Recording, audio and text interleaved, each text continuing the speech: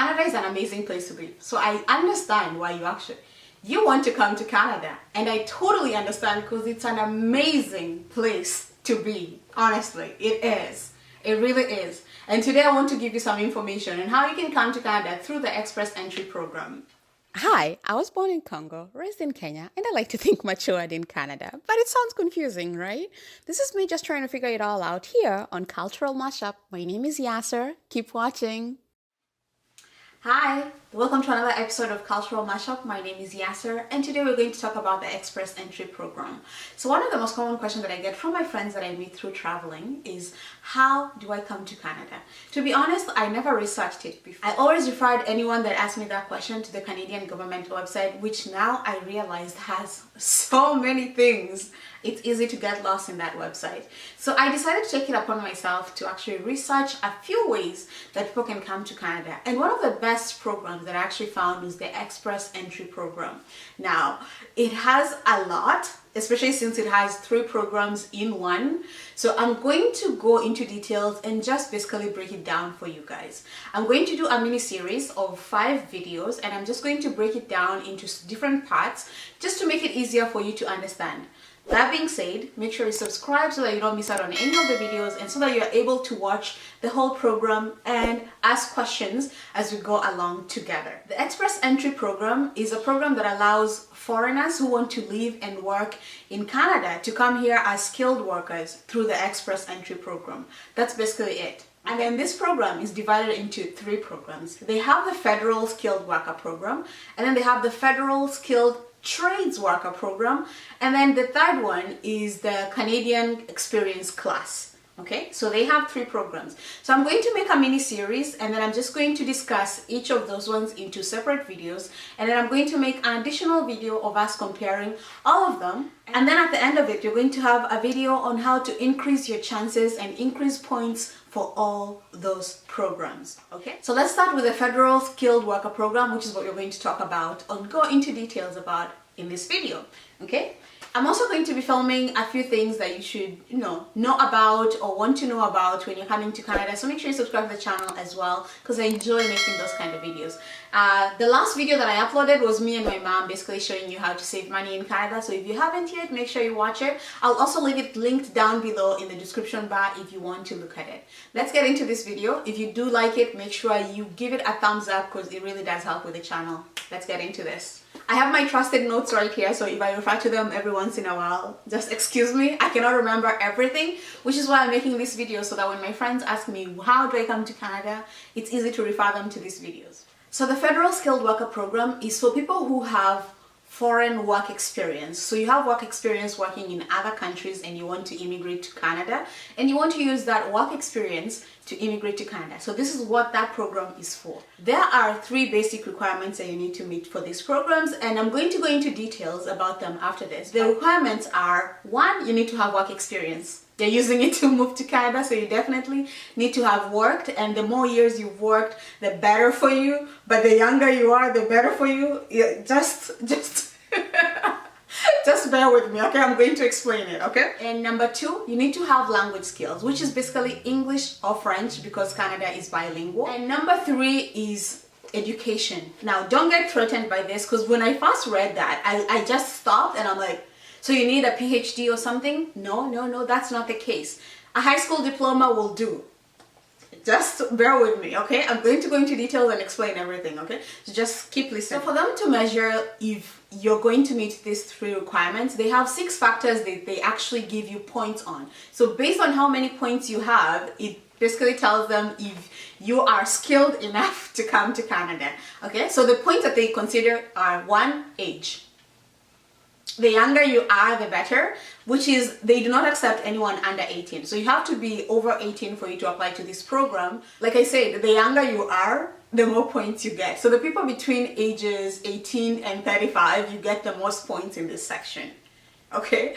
But when you have work experience, you also have high points. So it's kind of weird in a way, because usually younger people tend to not have a lot of work experience. The next factor they look at is work experience. So again, the more work experience you have, the better. And of course, if you have work experience, there are different levels of jobs. If you have work experience in a job that's very specialized, then you also get more points, especially if that specialized job is something that Canada is really recruiting for. You get more points for that. But basically, the more work experience you have, the better for you. Number 3 is education levels. Like I said, just a high school diploma would be fine. But the higher educated you are, the more points you get. The whole program works with how many points you can get. The more points you have, the more likely you are to be accepted into the program. So the higher education, the better, because when you just have high school level education, then you get less points for it.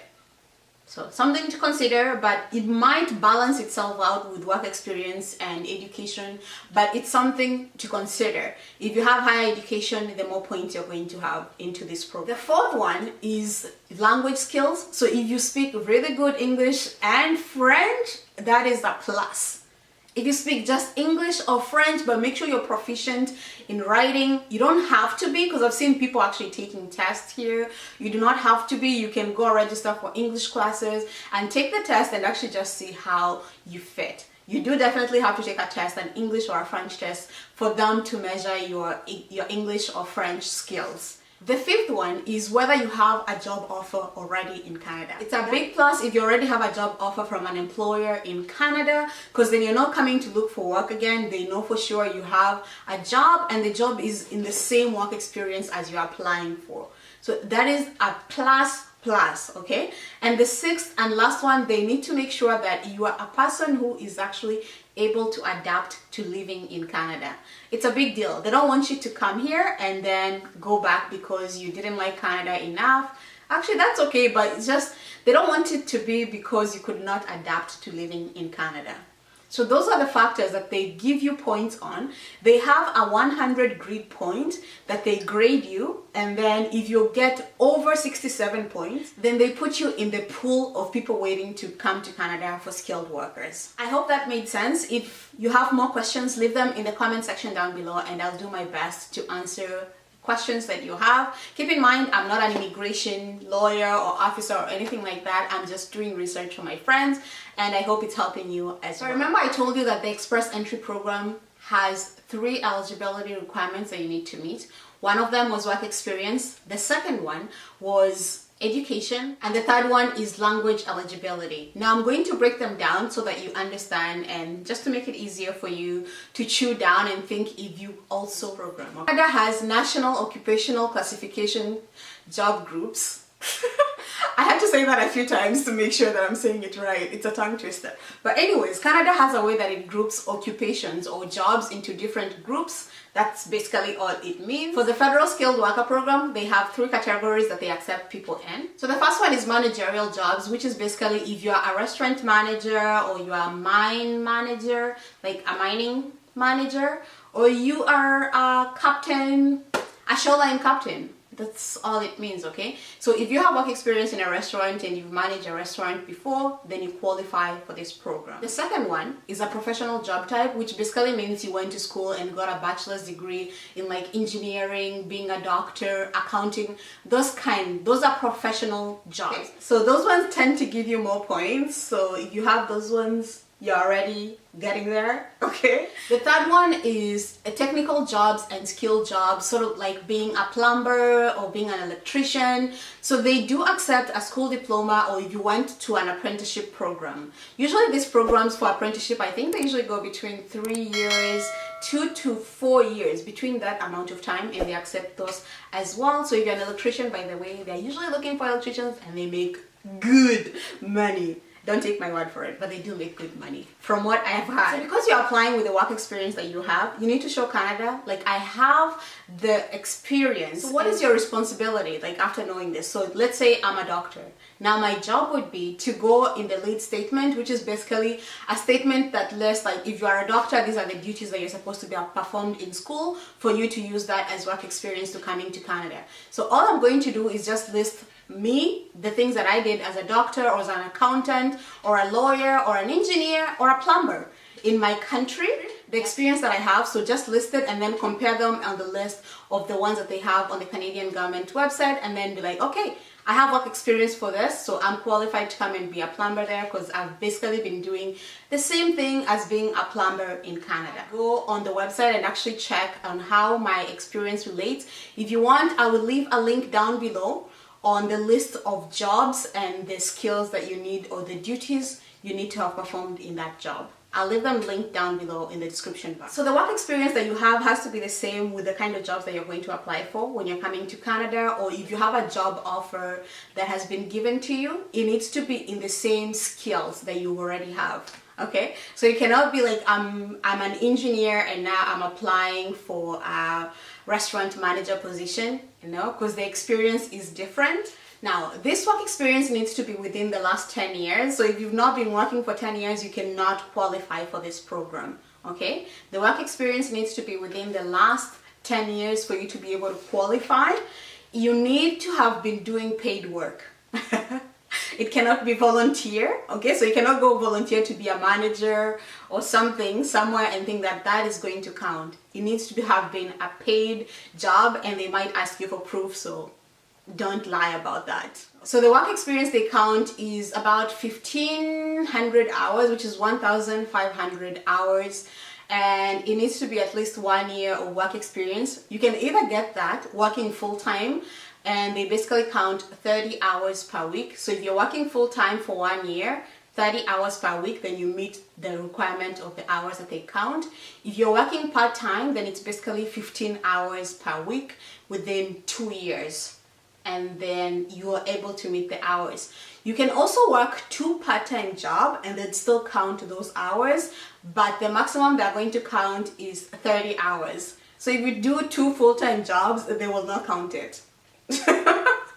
They will not count it. They're not going to count 60 hours for you. No, they're just going to do 30 hours per week, and that's the maximum that they take. Now let's talk the language eligibility, okay? You need to take a French or an English test before they can admit you, because that's the only proof that they can take that you are skilled in languages, either French. So you have to take a test. It's a must. There's no getting away with it. In this test, they test you on reading, writing, listening, and speaking. So you kind of need to have a good grasp of either the English language or French, which honestly, you can do it. My mom learned English through watching TV. You can do it too. She watched a lot of TV and she learned English, and also just hearing us speak at home. She also got that, and she also took a few classes, but that's how she learned English, mostly from watching TV and listening to us talking in the house. So it's not that hard. You can do it. Actually, that being said, I've been unable to learn French for like the longest time, but you can do it. Don't be lazy like me. The minimum for the Canadian language benchmark is 7 out of those 4 abilities, which is reading, writing, speaking, and listening. You need to get 7 on all of those abilities. After you do the test, then all you need to do is basically submit the test results to the Express Entry program. You can submit your documents in steps. You usually have 60 days to complete your application process. Otherwise, you'll have to start again, which you do not want to start another 60 days. So make sure, if you're going to start applying, make sure you do the test in time to apply for that time. For education, you definitely have to prove your education level. I have some friends who actually did their high school in Canada. They were foreigners, but they came here as international students and did their high school in Canada and went back to their country. In this case, you have to provide a certificate of your graduation from a Canadian high school or a Canadian university or college. You have to prove it. And if you went to school in other countries, have to prove documentations from those countries and show that you actually completed high school, your bachelor's degree, master's degree, or you have to prove the education level that you have. So if you went to school in another country that's not Canada, you have to take your certificates to an educational assessment agency for them to assess if your qualifications also apply to Canada. That's very important, because if you are in a specified job and you want to get the certification to work for those same jobs in Canada, you need to make sure that you can prove to them that they qualify for the same certification programs that they have in Canada for your specific job. Okay, otherwise you'd have to come and go to school again and get recertified, which you do not want to do. Now we have covered the minimum requirements, which was the work experience, education, and the language skills, okay? One thing that they also look at is funds. If you do not have a job offer, they want to make sure that you can survive in Canada. And that being said, you definitely need money, okay? Money to survive. So they're going to look at how much money you have, the minimum amount they need from a person. If you're one person, you need to have at least 12,400 Canadian dollars. I'm going to tell you what it is in US dollars because I think everyone who is in other countries know how much their money is in US dollars, not necessarily Canadian dollars. So it is equivalent to 8,900 US dollars. If you have an additional person coming with you, like your spouse or your child or just any dependent that's applying with you, it's going to be an additional 3,400 Canadian dollars or 2,400 US dollars. So for every additional person that you have, it's going to be that much. So if you have your wife or you have your husband and 2 children, it's going to be 2,400 US dollars for each person that you're adding. Something else to keep in mind, you have to meet admissibility criteria into Canada. This applies for all immigration programs. Like there are things that if you've done some kind of thing in your country, Canada does not want you. If that thing is bad, okay, Canada can be like, no, we don't want you in our country. Also, you cannot go to Quebec using this program because Quebec has their own skilled worker program. So if you wanted to go to Quebec, you can just apply straight to the Quebec province instead of applying into this program. Which, all that being said, I hope you enjoyed this video. If you did,